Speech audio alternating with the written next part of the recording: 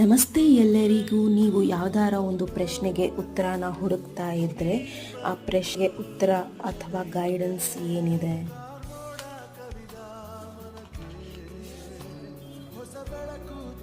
ಆರ್ಕ್ಯಾಂಜಲ್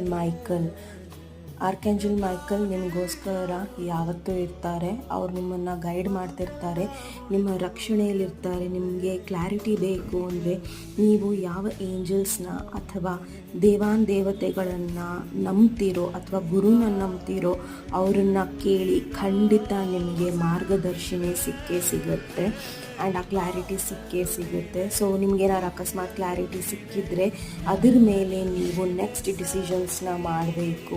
need to take action. ಯಾಕಂದರೆ ನಿಮ್ಮ ಹತ್ರ ಎಲ್ಲ ಇನ್ಶಿಯಲ್ ಆಗಿದೆ ಅಂದರೆ ಅದ್ಮೇಲೆ ಆ್ಯಕ್ಷನ್ ತಗೊಳ್ಳೋದಿದ್ದರೆ ನೀವು ಹೆದರಬಾರ್ದು, ಮುಂದೆ ನಡೀತಾ ಇರಬೇಕು, ನುಗ್ತಾ ಇರಬೇಕು.